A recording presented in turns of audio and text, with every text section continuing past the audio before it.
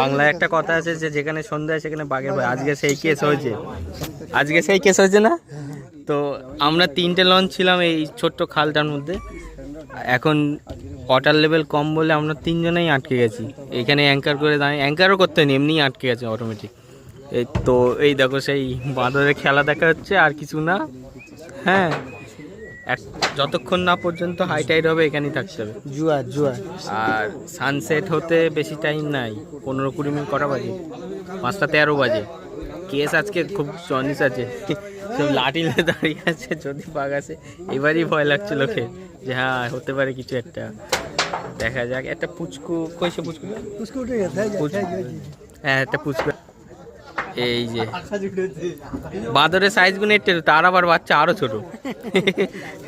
এই দেখো, এই আসার বেলা যখন খাবার দিচ্ছিল না, পানিতে এরকম ধুয়ে খাচ্ছিল। আমি লুচি দিলাম, তারপর লুচি সকালে বানাতে এত শক্ত আমরাই ছিটতে পারি না, কি করছে। তো সন্ধে নামছে, এখানেই মগরিবের নামাজ হবে। সেই একজন তো টিনের ওপরে উঠে গেছে দমদম করে বাজানোর জন্য। সেই দেখো, লাঠি নিয়ে মারার জন্য, যাতে বাঁদর না কাছে আসে। কেন ওরা আসলে একা আসে না, 4-5 জন আসে, কার কি করবে, বাচ্চা আছে। তো এইটা একটা আলাদা অনুভূতি, কি বলেন? তাই তো, এরকম হয়েছে অনুভূতি? এরকম হয়নি তো এই প্রথম? তো কবার আসা হয়েছে? ইটালি দুবার, তাও এই কেস হয়েছে। এটা নিয়ে আমার 3বার, কিন্তু এরকম অনুভূতি নেই, অভিজ্ঞতাও নেই। First time. সবাই বসে আছে দেখবে।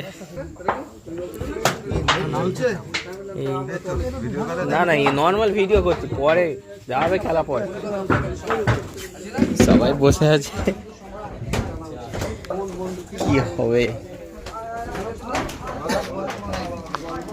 যেখানে সন্ধ্যা সেখানে বাঘের ভয়, তাই হয়েছে আজই। যেখানে বাঘের ভয় সেখানে সন্ধ্যা।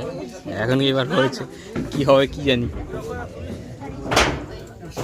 টিনের ওপরে একজন বাড়ি মারার জন্য উঠেছে, যাতে বাঁদর না আসে। অনুভূতি খুব কড়া গাইস। শোনো, যেখানে সন্ধ্যায় সেখানে বাঘের ভয়। এ লোক তো সবার ভিতর, আগের থেকে ভিতরে ঢুকে গেছে।